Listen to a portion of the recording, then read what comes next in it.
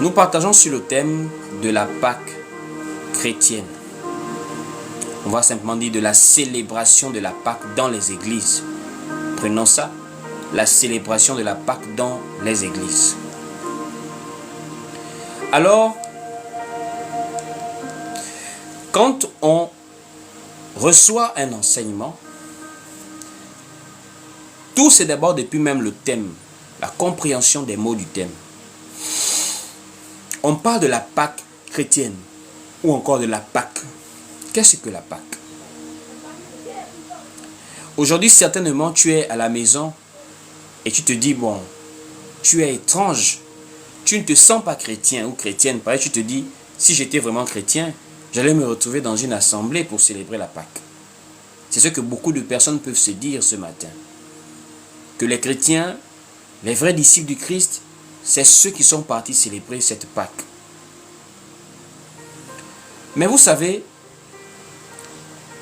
le livre de Proverbes, chapitre 19, au verset 2 nous dit « Le manque de science n'est bon pour personne. » On peut dire aussi le manque de connaissance. L'ignorance est une très grande prison dans tout ce que nous faisons. C'est pourquoi le prophète Osée pouvait le dire que mon peuple est détruit faute de connaissance. Il parlait de la part de Dieu. Mon peuple est détruit faute de connaissance. La maladie, on peut la guérir. Certaines situations, on peut s'en sortir. Mais ce dont on est ignorant, c'est tellement difficile. Et c'est tellement destructrice. Parce que on ne sait même pas qu'on est dans le faux. On ne sait même pas qu'on est dans l'erreur. Voici pourquoi la parole est claire. Mon peuple est détruit faute de connaissance. C'est pour cela d'ailleurs même le livre de Timothée nous le dit. L'apôtre Paul le dit à Timothée que la volonté de Dieu est que tout homme soit sauvé et parvienne à la connaissance de la vérité.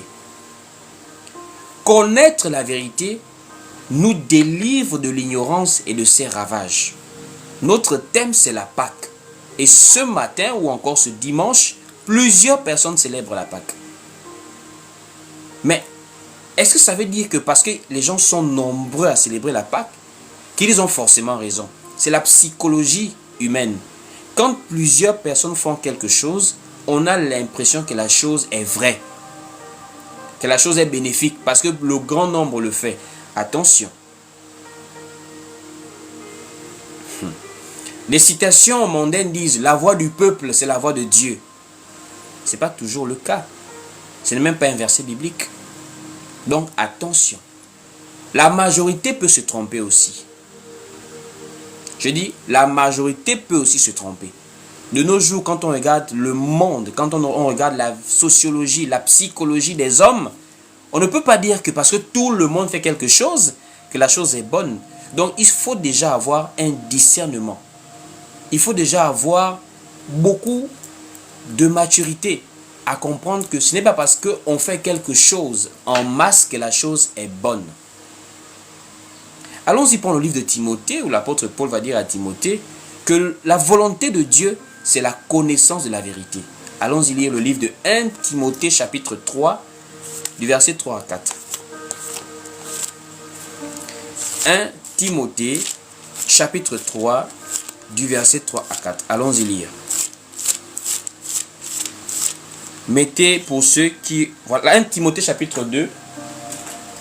Autant pour moi, 1 Timothée chapitre 2, du verset 3 à 4. Mettez le verset en commentaire pour ceux qui peuvent. Ceux qui ont des Bibles numériques, vous pouvez mettre le verset en commentaire. Donc 1 Timothée chapitre 2, du verset 3 à 4. Écoutez vous-même.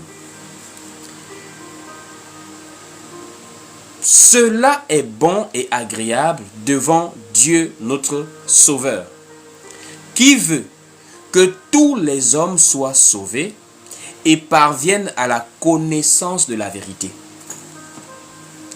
On nous montre déjà ici que la connaissance de la vérité est la volonté de Dieu pour nous les sauver, pour les croyants, pour les disciples.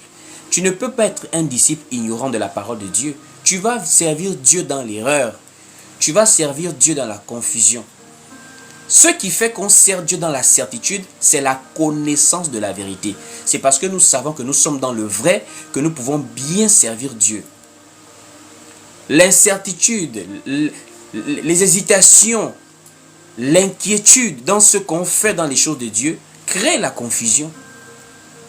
Un dimanche comme ça, je vais célébrer la Pâque ou je ne vais pas célébrer la Pâque. Confusion, incertitude, doute. Comment peux-tu servir Dieu dans le doute? Comment arrives-tu à être à l'aise de donner sans savoir si vraiment tu sèmes dans la vérité?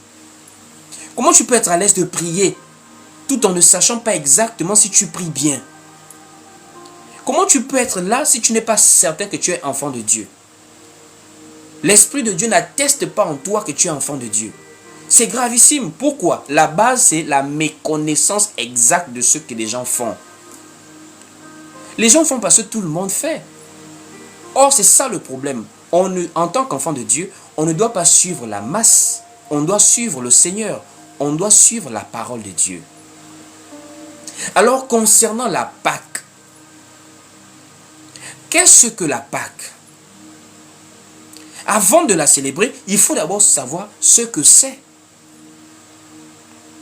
Alors, la Pâque est une célébration, est une fête juive.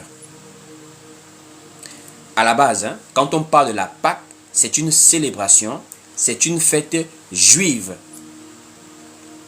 De manière générale, quand on parle de la fête, on parle d'un temps de réjouissance.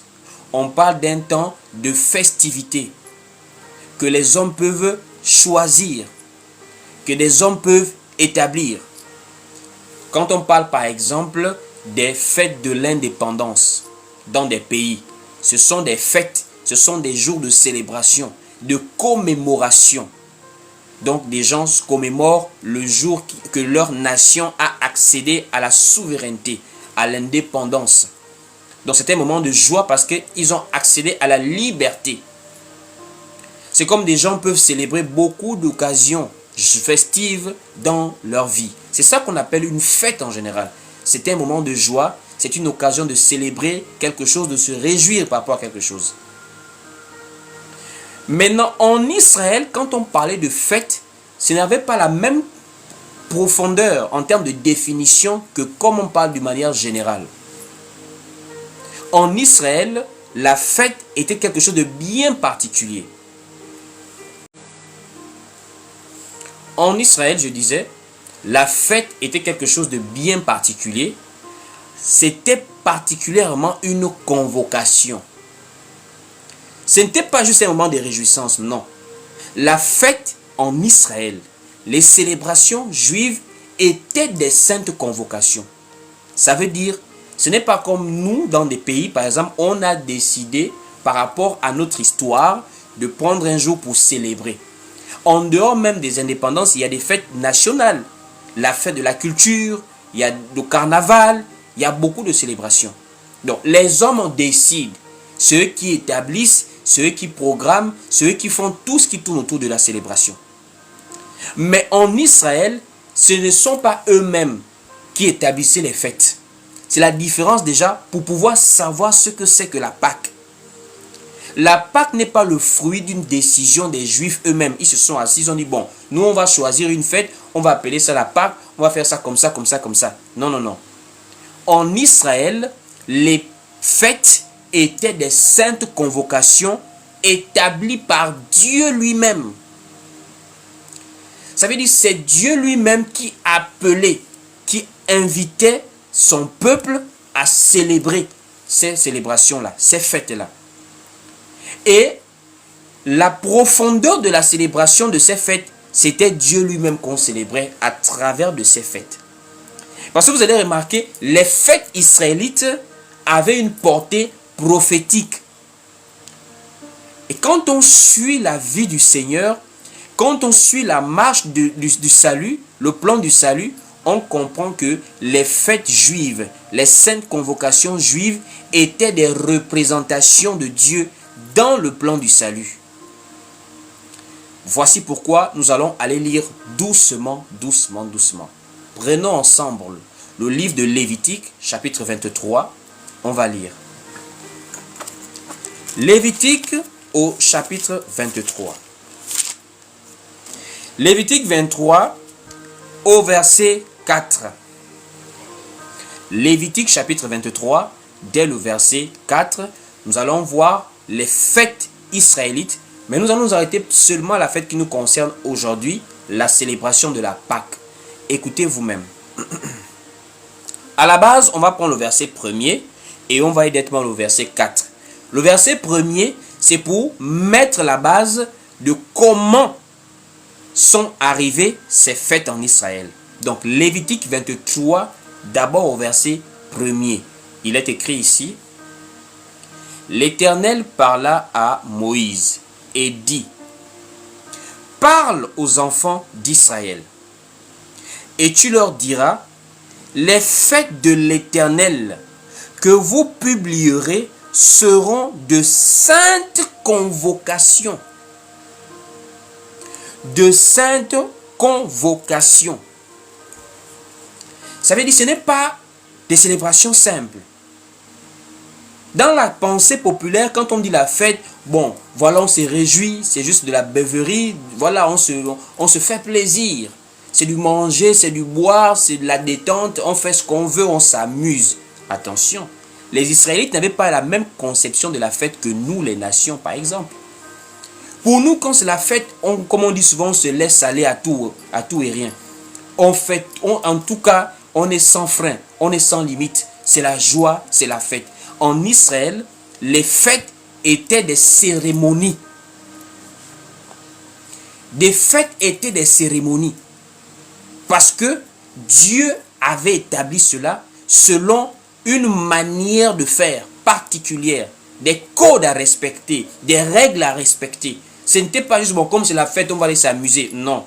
Les Juifs ne s'amusaient pas comme nous on le pense dans les fêtes. Les Juifs partaient répondre à des ordonnances. Ces fêtes étaient remplies d'ordonnances. Donc les gens qui vont célébrer la Pâque aujourd'hui, là, ils vont aller juste s'amuser sans savoir que la Pâque était une convocation de l'Éternel lui-même. Voici pourquoi il rappelle d'abord à Israël, avant d'établir, pour dire: les fêtes que vous publierez seront de saintes convocations. Il dit saintes. Donc ça veut déjà montrer qu'on ne joue pas avec ça. Sainte convocation. On va relire doucement. Lévitique 23 au verset 1er. On relit posément. L'Éternel parla à Moïse et dit: Parle aux enfants d'Israël et tu leur diras: les fêtes de l'Éternel que vous publierez seront de saintes convocations. Quand on parle de saint, on a déjà de retenue. Il y a déjà de la sobriété. Il y a déjà du calme par rapport à la chose. Ce n'est pas des fêtes qu'on va s'amuser, c'est le vin n'importe comment, on se laisse aller au penchant charnel. Non, ce sont de saintes convocations. Donc tous ceux qui viennent pour faire le folklore sont déjà avertis que dans ça, ce n'est pas pour jouer. On part à un appel de l'Éternel. Et quand on part à un appel de l'Éternel, on part respecter les ordonnances qu'il donne par rapport à cet appel. Et Dieu convoquait le peuple par des fêtes, des célébrations, avec des règles, des codes bien établis. C'était des cérémonies. Et nous allons par exemple voir aujourd'hui la célébration de la Pâque juive, parce que c'est chez les Juifs que ça a été établi. Ça n'a pas été établi dans les nations. Les nations ne connaissent pas la Pâque. Ce sont les Juifs qui connaissent la Pâque parce que c'est une cérémonie, c'est une sainte convocation adressée aux Israélites. Allons-y au verset 4 maintenant pour pouvoir prendre le verset qui nous parle de la Pâque elle-même, qui est notre thème de ce matin.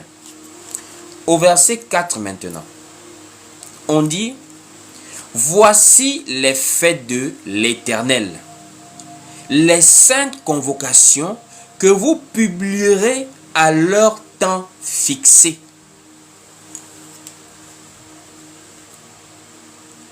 Le temps fixé. Quand on parle des saintes convocations de Dieu, c'est à un temps bien déterminé. Les Israélites ne partaient pas eux-mêmes choisir le jour, le moment qu'ils vont célébrer les saintes convocations de l'Éternel. Non. C'est Dieu qui vous appelle, c'est Dieu qui vous dit quand il veut vous recevoir. C'est une simple logique. C'est Dieu qui vous appelle, c'est Dieu qui vous dit quand il veut vous recevoir. C'est pas vous qui partez quand vous voulez, c'est lui qui vous convoque. C'est pas vous qui partez demander à le voir, c'est lui qui vous convoque. Donc c'est lui qui établit le temps auquel il veut vous recevoir. Voici pourquoi il va rappeler cela dans Nombre. La célébration de la Pâque était à un temps bien fixé. Et vous allez maintenant voir au verset 5 le temps auquel Dieu va fixer la Pâque. La Pâque, ce n'est pas n'importe quel jour dans l'année juive. Dans le calendrier juif, il y avait un jour bien précis, un moment de la journée bien précis qu'il fallait célébrer la Pâque. Allons-y lire. Au verset 5 maintenant. Le premier mois, le 14e jour, le 14e jour du mois, entre les deux soirs, ce sera la Pâque de l'Éternel. Le premier mois, le 14e jour du mois, entre les deux soirs, ce sera la Pâque de l'Éternel. Ça veut déjà dire que pour célébrer la Pâque, il faut déjà un calendrier. On ne célèbre pas la Pâque sans mettre ça dans un calendrier. Et pas n'importe quel calendrier, le calendrier juif. Pas le calendrier julien, pas le calendrier grégorien, pas le calendrier chinois, pas le calendrier éthiopien, pas le calendrier maya.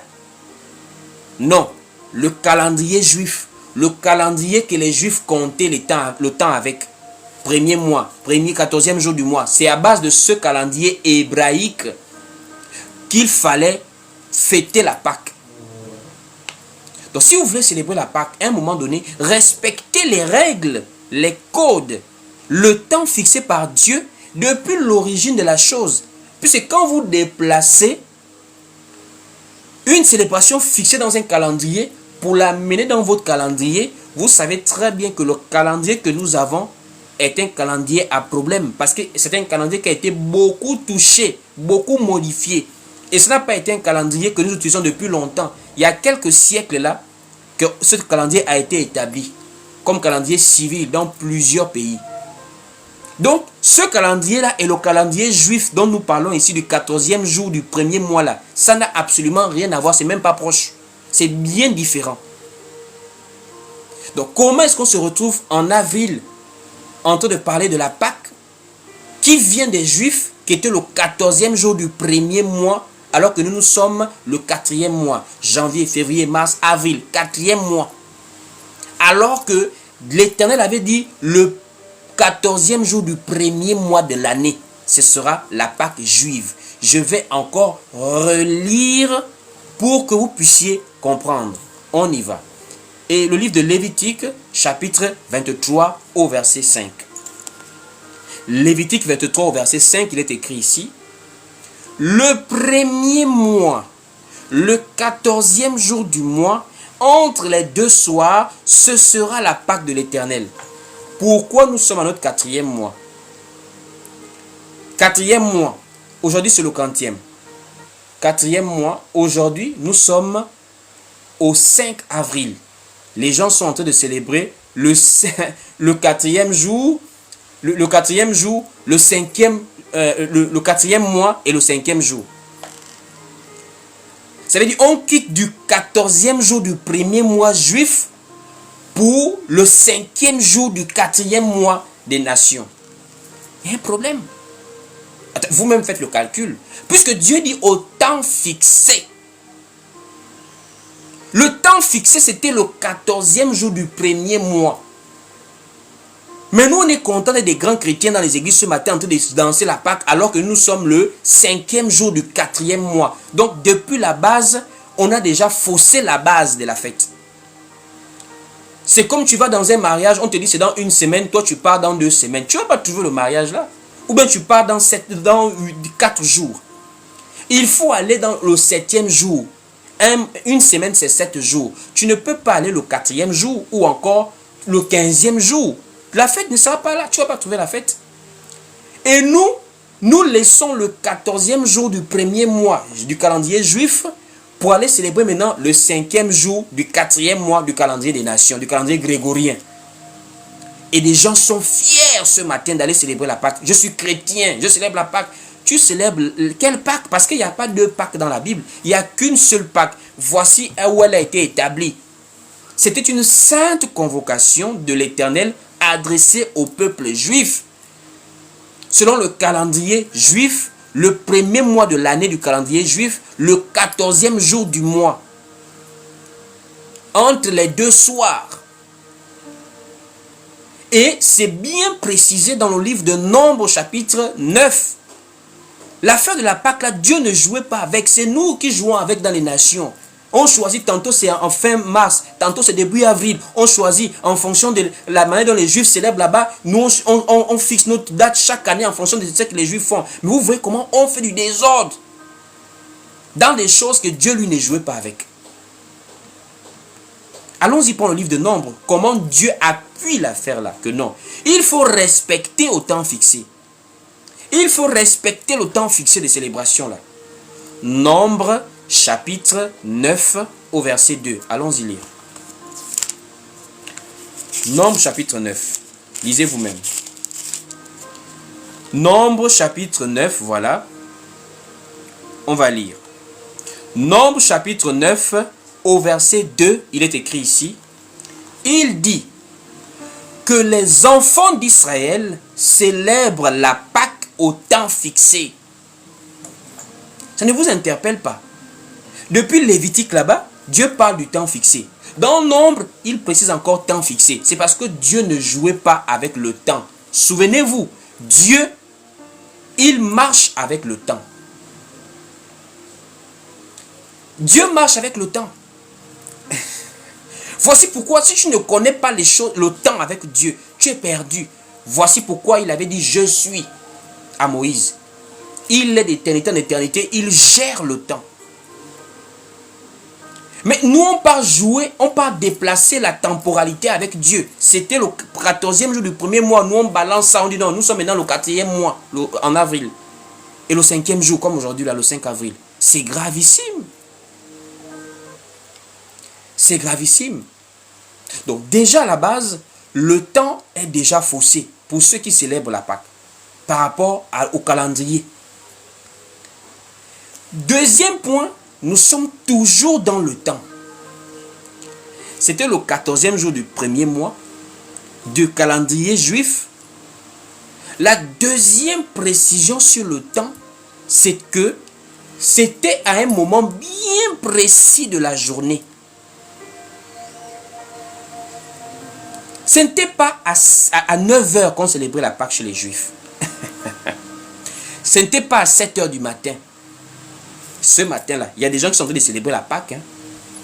À 7 h là, c'est-à-dire 7 h de la matinée, tu célèbres la Pâque, mais tu es perdu. La parole dit entre les 2 soirs. On répare encore dans Lévitique 23. Puisque c'est le texte de base. On parle de la célébration de la Pâque.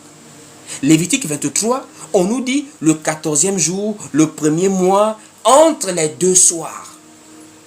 On va relire. Lévitique 23, au verset 5. Lévitique 23, au verset 5, il est écrit ici.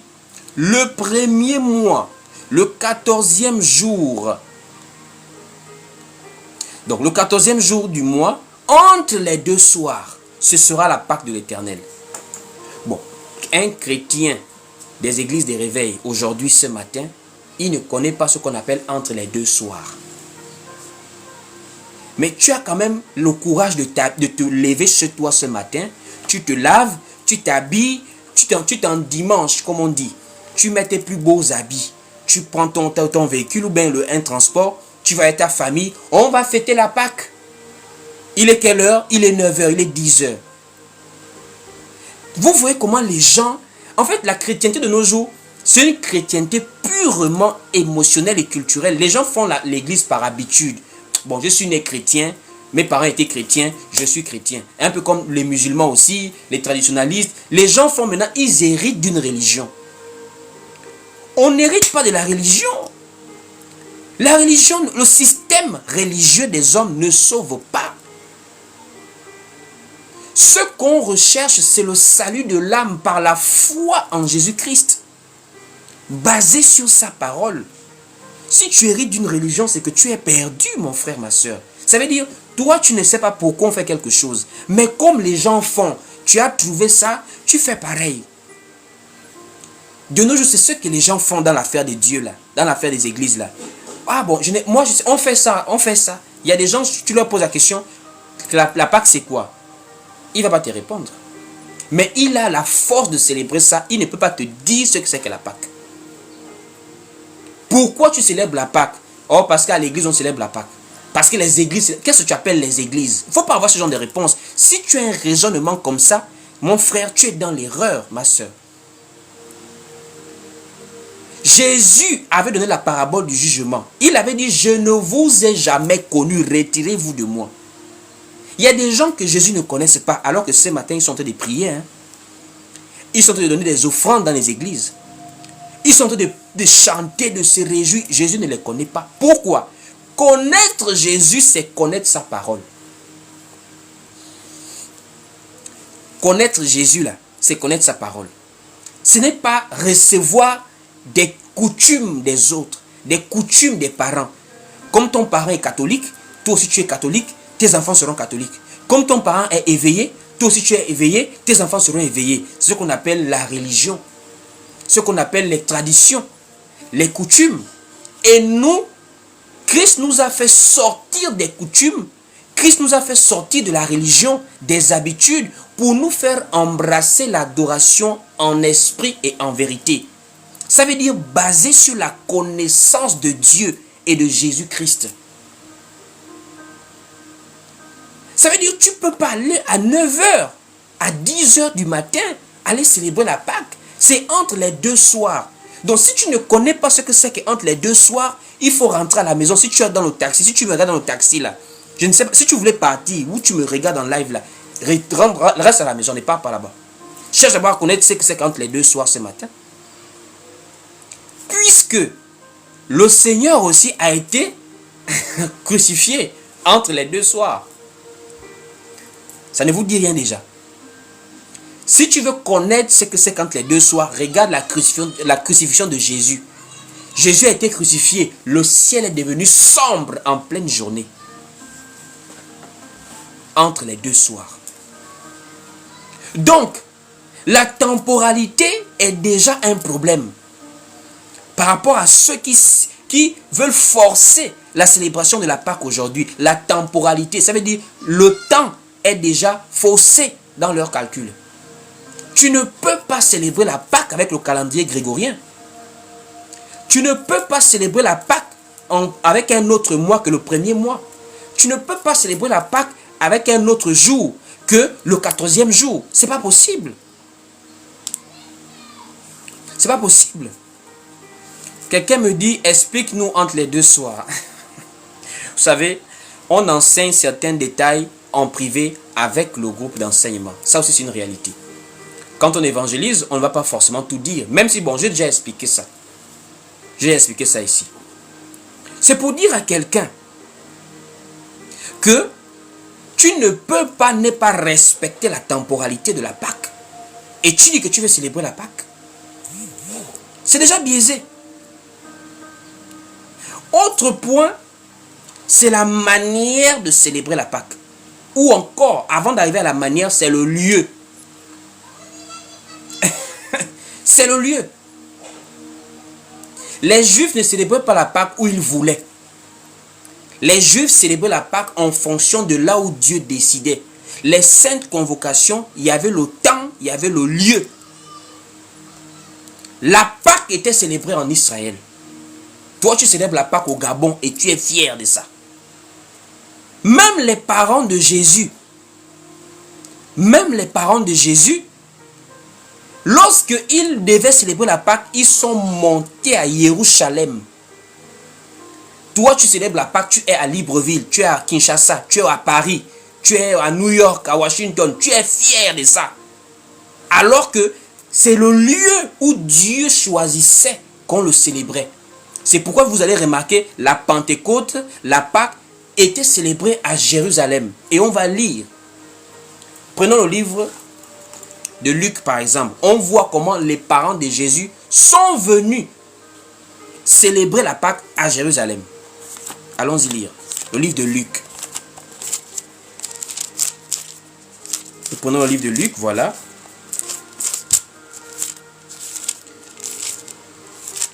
Pour voir comment ils sont montés à Jérusalem. Il est écrit ici, dans le livre de Luc, chapitre 3, au verset 41. Luc, chapitre 3, au verset 41. Dans Luc, chapitre 3, verset 41, il est écrit ici, les parents de Jésus allaient chaque année à Jérusalem à la fête de Pâques. Chaque année à Jérusalem, les Juifs partaient là-bas. Et les parents de Jésus, bien que Jésus est le Messie, et sa mère connaissait sa mission particulière, mais en tant que bonne juive, elle montait à Jérusalem pour célébrer la Pâque. Les fêtes de l'Éternel, on ne célèbre pas ça partout. Même la Pentecôte à Jérusalem. Acte chapitre 2 au verset 5. Lisons un peu Acte 2 au verset 5, vous allez remarquer. Acte 2 au verset 5, il est écrit ici. Dans Acte 2 au verset 5, écoutez. Or, il y avait en séjour à Jérusalem des Juifs, hommes pieux de toutes les nations qui sont sous le ciel. C'était à Jérusalem la base de ces choses-là. Voici pourquoi même les dîmes et toutes ces choses, c'était à Jérusalem. Toi, tu es au Gabon, tu es au Congo, tu es dans les pays à gauche, à droite, mais ce matin, tu es tellement zélé comme si tu respectais vraiment la célébration de la Pâque. Le temps, tu ne respectes pas. Le lieu, tu ne respectes pas. La manière, tu ne respectes pas.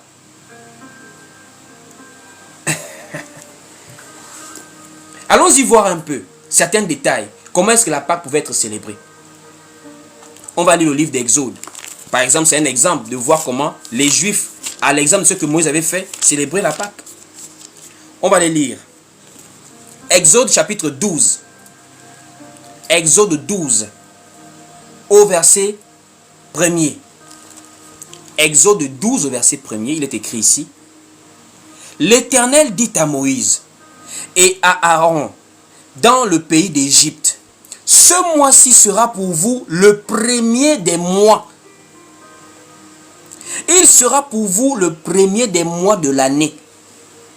Parlez à toute l'assemblée d'Israël et dites, le 10e jour de ce mois, on prendra un agneau pour chaque famille, un agneau pour chaque maison.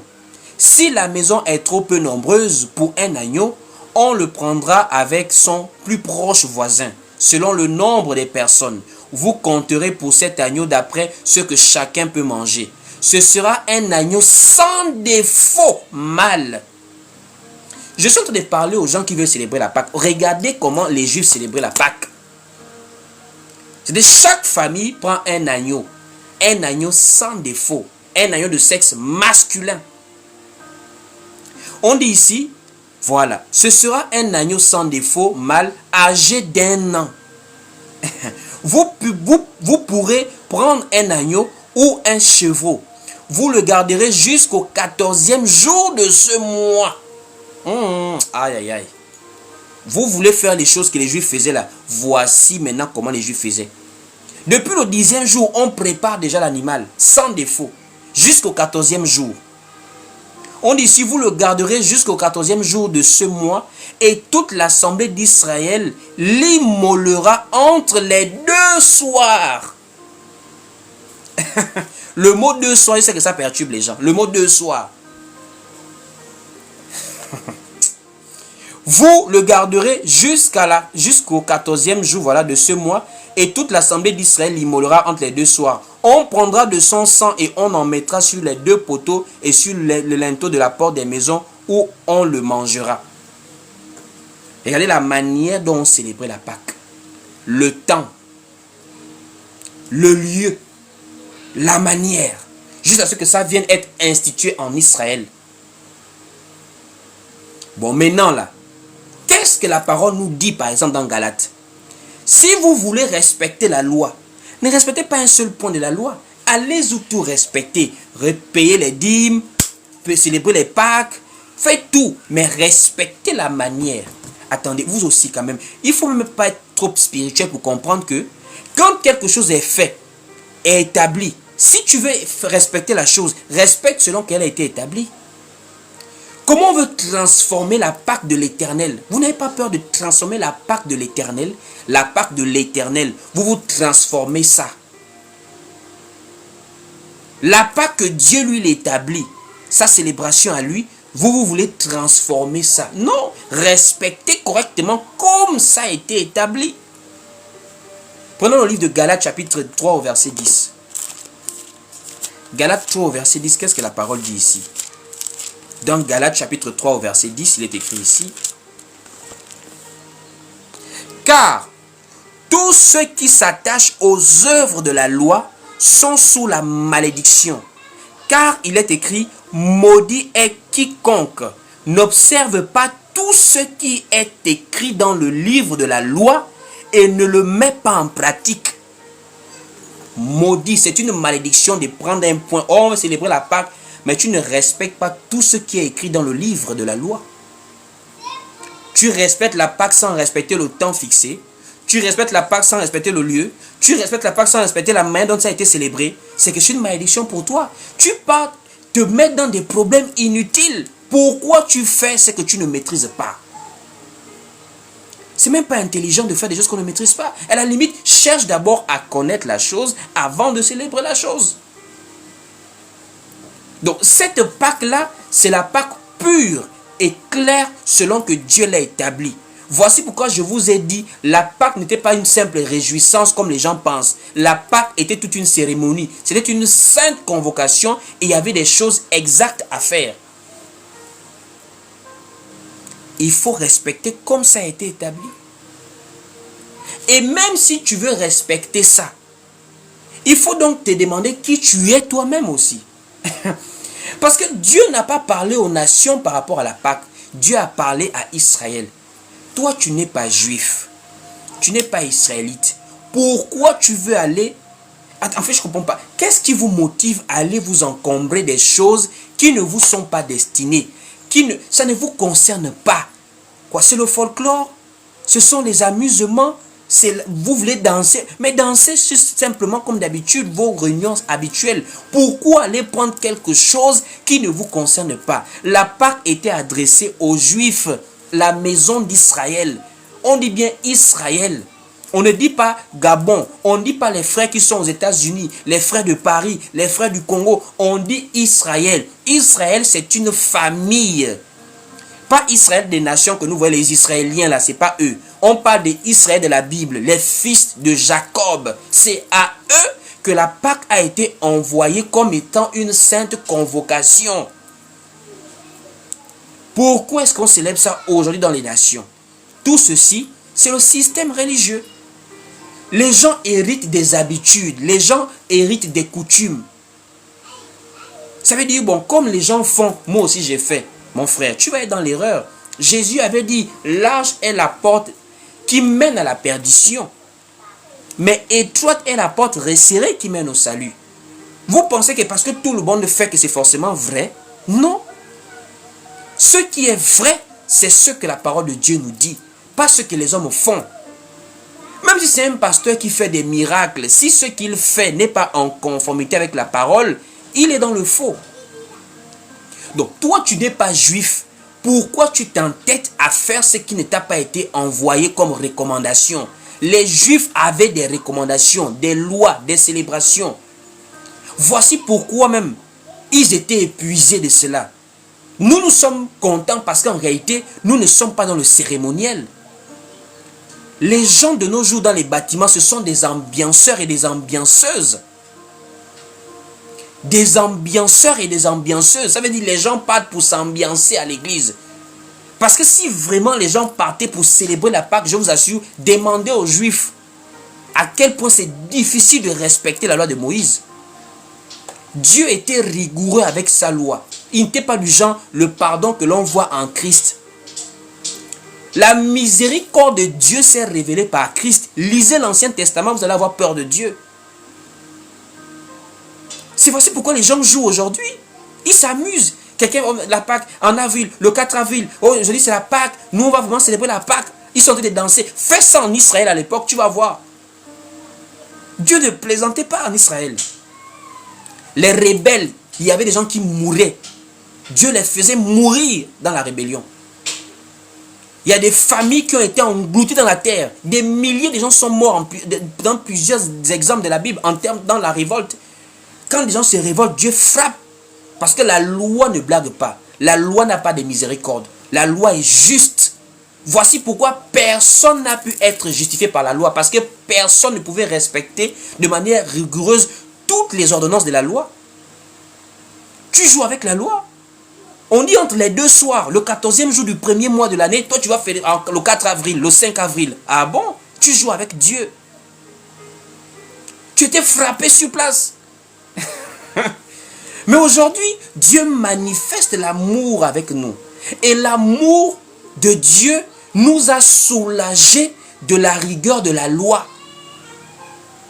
La miséricorde de Dieu nous a délivrés de la justice par la loi. Parce que la justice par la loi, elle est difficile. Tu ne peux pas t'en sortir par la loi. Voici pourquoi personne n'a été trouvé juste. Personne n'a été trouvé digne. Parce que humainement, on ne pouvait pas respecter toutes ces choses-là. Ça créait un fardeau. Des gens sont contents aujourd'hui. La Pâque. Demandez aux Juifs comment c'était compliqué. Il faut s'organiser chaque année pour célébrer plus de 7 fêtes. Sans compter les Shabbats. Les sacrifices. Les recommandations. Beaucoup de choses. Les dîmes. Beaucoup de choses. Tu es loin. Tu dois aller à Jérusalem. Ce n'était pas bon. Comme je suis loin. Est-ce que je peux envoyer à distance? Non. Tu viens. Sainte convocation. Tu dois te purifier. L'animal doit être propre. Sans défaut. Un mâle d'1 an. Beaucoup de choses. Frère. C'était un fardeau pour les Juifs. Voici pourquoi quand la dispensation change, quand le sacerdoce change, il y a également changement des lois, nous dit Hébreu. Parce que toutes ces ordonnances-là étaient dans le sacerdoce lévitique. Le sacerdoce qui venait d'Aaron.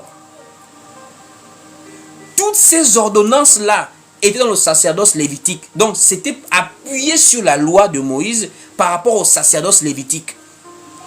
Voici pourquoi quand Jésus-Christ arrive, il vient pour soulager l'être humain. Et en soulageant l'être humain, il ôte le fardeau des recommandations de la loi afin de maintenant de les faire marcher dans la grâce où lui il a tout accompli à la croix. La seule chose que nous avons à faire, c'est de croire. C'est de croire. Allons-y prendre le livre des Hébreux.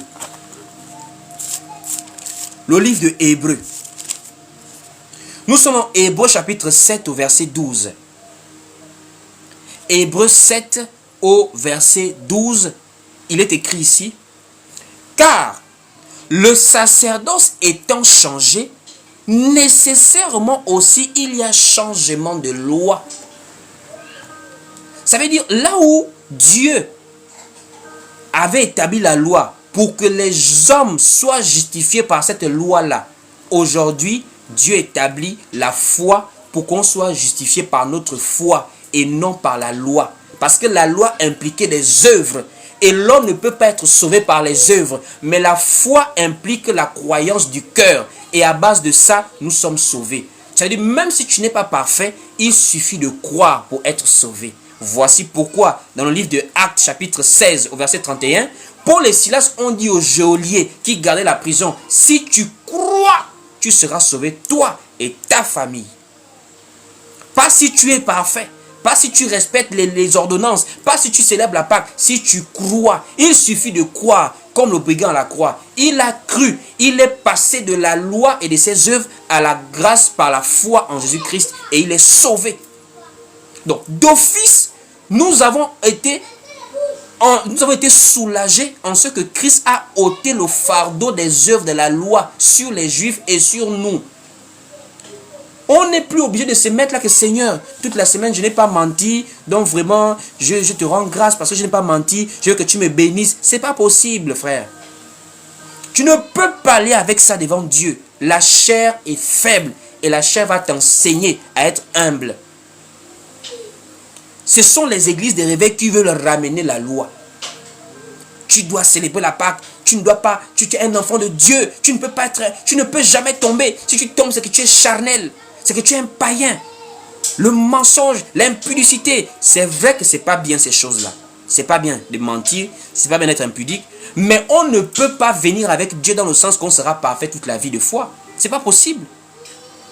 Ce qui nous rend parfait, c'est Christ en nous. Vous pensez qu'au ciel, on va se tenir devant Dieu? Toi, tu penses que comme tu me regardes, là, tu vas te tenir devant Dieu au ciel. C'est Jésus qui est notre dévancier. Moi, au ciel, devant Dieu, je ne peux pas. Je suis derrière Jésus. C'est Jésus qui a le nom dans le livre de vie. C'est lui qui va appeler. Petit, viens. Toi, viens. Allez, allons-y. Tu ne peux pas faire que moi je n'ai pas menti, j'étais un vrai chrétien. Quand je me suis repenti, je n'ai plus jamais menti. Tu ne peux pas faire ça. Tu vas un jour te retrouver dans une situation où tu es ici, tu dis à quelqu'un que non, je suis en train de venir alors que tu es encore dans ta propre maison. C'est un mensonge. Tu vas te retrouver un jour comme ça, là, quelqu'un t'a fait quelque chose de mal, tu as la haine dans ton cœur, c'est mal. Tu convoites, c'est mal. Tu murmures, c'est mal. Tu ne peux pas tenter. Tu ne peux pas. Tu vas être rattrapé par les réalités de la chair. Les Juifs étaient comme ça. Les pharisiens étaient des gens, quand vous les voyez, ils sont rigoureux devant les gens, mais les cœurs sont impurs, pleins d'adultère, pleins de haine, pleins de jalousie, pleins de murmures. Mais devant les gens, ils sont propres. Et les gens sont comme ça. Vous allez les voir ce matin dans les églises, la Pâque, mais les cœurs ne sont pas propres. Or, c'est le cœur aujourd'hui qui fait notre salut. On croit du cœur. La croyance, la foi vient du cœur. Même si les gens te prennent pour un païen, même si les gens ne voient pas en toi un modèle, dans ton cœur, si tu sais que tu crois vraiment en Dieu, c'est dans ça que tu es justifié. Voici pourquoi le livre de Éphésiens chapitre 2, à partir du verset 8, 9, 10, nous fait comprendre cela. Que ça ne dépend pas des œuvres afin que personne ne se glorifie.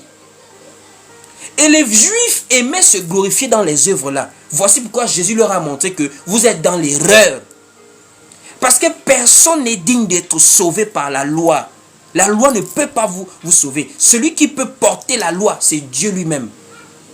Voici pourquoi il a été sans péché sous la loi. Jésus a été sans péché sous la loi. Parce que, attention, Galates nous dit, il est né sous la loi.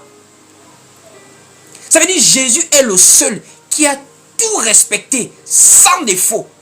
Trouvé pur devant Dieu, un agneau immolé sans défaut. Voici pourquoi c'était lui-même qui pouvait s'offrir en tant que Pâque pour notre délivrance. Parce que la Pâque en réalité là, la Pâque c'est un homme. La Pâque c'est quelqu'un. Vous pensez que la Pâque c'est quoi? Voici pourquoi je vous ai dit, si vous faites quelque chose sans maîtriser la chose là, vous êtes dans l'erreur. La Pâque c'est quelqu'un. C'est pas moi qui le dis, c'est l'apôtre Paul. Allons-y lire le livre de 1 Corinthiens chapitre 5 au verset 7. 1 Corinthiens chapitre 5 au verset 7. Allez, on va écouter nous-mêmes. Écoutons. 1 Corinthiens chapitre 5 au verset 7. Il est écrit ici. 1 Corinthiens 5 au verset 7. Écoutez vous-même attentivement. 1 Corinthiens 5 au verset 7. Écoutez vous-même. On dit ici. Faites disparaître le vieux levain, afin que vous soyez une pâte nouvelle, puisque vous êtes sans levain. Car Christ, notre Pâque, a été immolé. va aller doucement. Donc la Pâque, c'est quelqu'un. Donc la Pâque, on entend ce que les gens font, oh, la Pâque, la fête de la Pâque, c'est quelqu'un. La Pâque, c'est pas juste une célébration, c'est quelqu'un, la Pâque. Est-ce qu'on peut dire la fête de l'indépendance a été immolée, est partie en prison? Ici, on parle de la Pâque en tant qu'individu. On dit notre Pâque a été immolée. Or, qui a été immolé? C'est Christ représenté par un agneau. L'agneau sans défaut qu'on a lu dans Exode chapitre 12, c'est Jésus lui-même. Parce que Jésus a été retrouvé le seul digne dans le ciel, sur la terre et sous la terre, qui était sans défaut, qui était capable de sauver l'homme. Voici pourquoi Jésus est cet animal-là qui est parti à la croix, que Jean a vu dans l'Apocalypse comme un agneau immolé. L'immolation, c'était la Pâque. C'était la Pâque. Donc, nous là, nous avons notre Pâque tous les jours avec nous. On n'a pas besoin d'attendre le calendrier des églises de réveil avec le catholicisme romain pour dire qu'on célèbre la Pâque. Notre Pâque a déjà été immolée. Notre délivrance a déjà été faite. Et en Jésus-Christ, nous ne sommes plus sous le fardeau des ordonnances annuelles des Juifs, telles que les célébrations physiques. Nous célébrons Christ en esprit et en vérité, en ayant accepté de croire en sa parole. Nous sommes dans la Pâque tous les jours, en ayant Christ avec nous, puisque Jésus-Christ, c'est notre Pâque. Jésus-Christ, c'était un repas. Oh, Jésus-Christ, c'est la parole de vie qui nourrit l'âme. Voici pourquoi il a dit à Satan, l'homme ne va pas de pain seulement, mais de toute parole qui sort de la bouche de Dieu. Parce que le physique est nourri par le pain physique, le spirituel est nourri par la parole. Et la parole, c'est Christ, notre Pâque, notre nourriture, qui fait notre délivrance. C'est pour cela que Paul a dit, culpabilité, fini. Plus de culpabilité. Paul a dit, plus de culpabilité. Aujourd'hui, mon frère, tu crois en Christ, tu es chez toi, tu es dans ton salut. Pas besoin de te sentir coupable de quoi que ce soit. La Pâque que les gens célèbrent en ce moment-là, c'est du folklore. Ce n'est pas la Pâque de la Bible, c'est du pur folklore. L'apôtre Paul nous a clairement enseigné qu'on ne doit plus être jugé pour ces choses-là. Voici pourquoi Paul a eu beaucoup de difficultés avec les Juifs. Dieu l'a consacré pour les nations à cause de ça. Parce que Paul avait la révélation de comprendre que le fardeau de la loi a été ôté par Christ et la grâce qu'il a apportée. Colossiens chapitre 2 au verset 16. Colossiens chapitre 2 au verset 16. Colossiens chapitre 2 au verset 16. Il est écrit ici. Colossiens 2 verset 16. Que personne donc ne vous juge au sujet du manger ou du boire ou au sujet d'une fête, d'une nouvelle lune ou des Shabbats. Paul est en train de parler non seulement aux nations, mais il s'adresse aussi aux Juifs qui sont maintenant des disciples du Christ. Puisque quand il parle de fête, Paul était un Juif.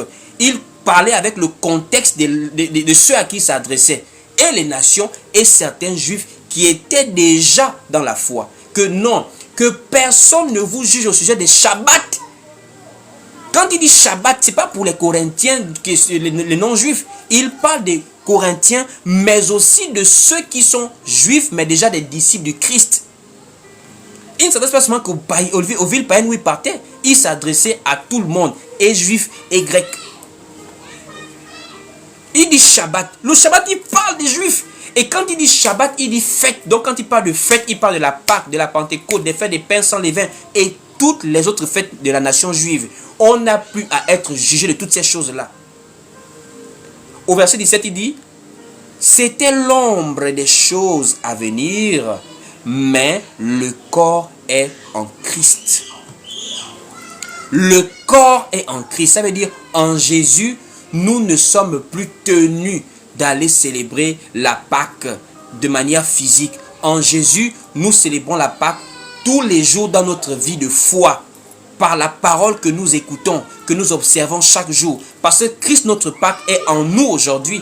Il nous a déjà sauvés. Il a tout accompli à la croix. Pourquoi aller se donner encore ce fardeau chaque année? Ce n'est pas un fardeau pour les nations.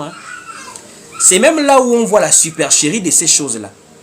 Comment quelque chose que Jésus a dit aux Juifs, venez à moi, vous tous qui êtes fatigués et chargés, je vous donnerai du repos, mais les chrétiens ne sont pas fatigués de ça aujourd'hui. Ça veut dire quelque chose qui fatiguait les Juifs ne fatigue pas les chrétiens. Ça veut dire qu'ils ont complètement folklorisé la fête, s'il faut parler comme ça. Ils ont ambiancé la célébration. La Pâque qu'on voit aujourd'hui n'a rien à voir avec la Pâque biblique. Ce sont des fêtes des païens qui cherchent à s'ambiancer étant dans l'église déjà.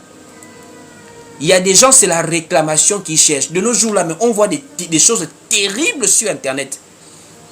Comment des jeunes gens dansent des danses purement mondaines dans l'église. Des danses un peu obscènes, des danses qui ne sont pas propres à voir, des danses de débauche dans les bars, se retrouvent maintenant dans les églises. Et on dit on est jeune.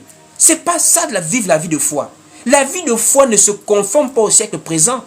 Vivre sa foi n'a rien à voir avec être jeune ou être vieux. C'est une affaire du salut de l'âme. On respecte la parole de Dieu. Effectivement, c'est devenu une fête commerciale. C'est-à-dire, il y a beaucoup de choses qu'ils vendent dans ces choses-là. Le système religieux amène les gens tellement dans l'erreur. On culpabilise les gens parce qu'on veut les forcer maintenant à respecter, à aller suivre quelque chose d'économique aussi maintenant. Parce que quand on voit des fêtes comme le Noël, la Saint-Sylvestre, les fêtes comme la Pâque là, il y a maintenant aussi une portée commerciale et économique dedans. Le Noël, il y a des entreprises là, la moitié de leur chiffre d'affaires c'est durant la période des fêtes là. Du 24 décembre au 31 janvier là, c'est là où ils font leur chiffre d'affaires annuel là. Donc c'est maintenant du commerce.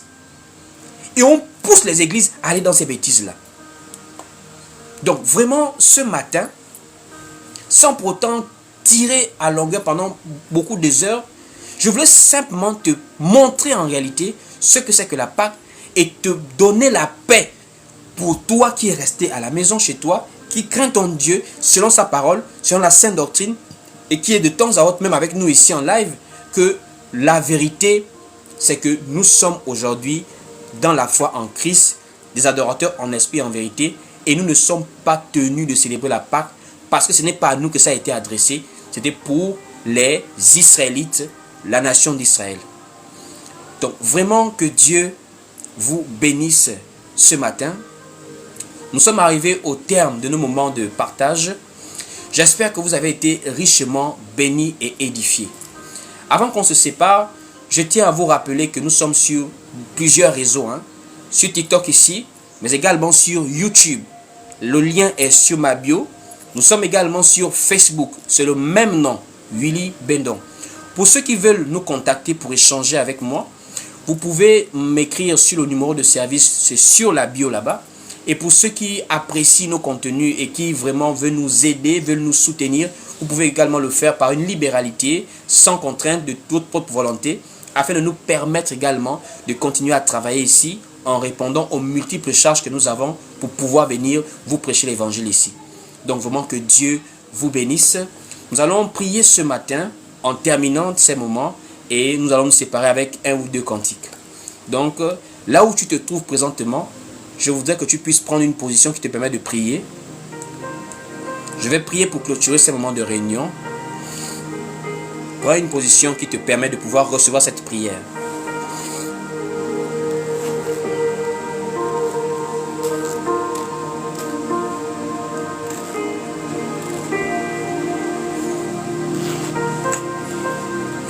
Seigneur, mon Dieu, mon roi, je te rends grâce.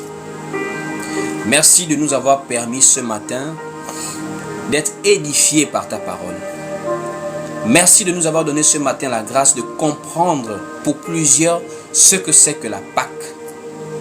Seigneur, ta parole nous dit dans le livre de Romains chapitre 12, ne vous conformez pas au siècle présent, mais soyez transformés par le renouvellement de l'intelligence, afin que vous discerniez quelle est la volonté de Dieu, ce qui est bon, agréable et parfait. Je te dis donc merci mon Dieu, au nom de ce groupe avec lequel j'ai été, pour l'éclaircissement et l'édification.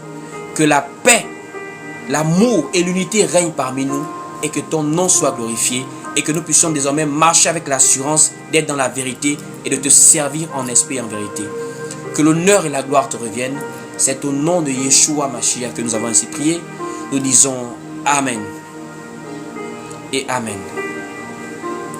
Que Dieu soit glorifié. On se dit peut-être à demain ou après-demain. En tout cas, nous avons le groupe WhatsApp pour les membres de notre assemblée en ligne. Ce n'est pas un groupe pour tout le monde, c'est les membres de notre assemblée en ligne, ceux qui sont avec nous en termes d'église, en tant que membres. Donc si vous voulez y adhérer, vous pouvez me contacter sur le numéro sur la bio. On va échanger avant de pouvoir vous introduire. Passez une très très bonne journée. Voilà.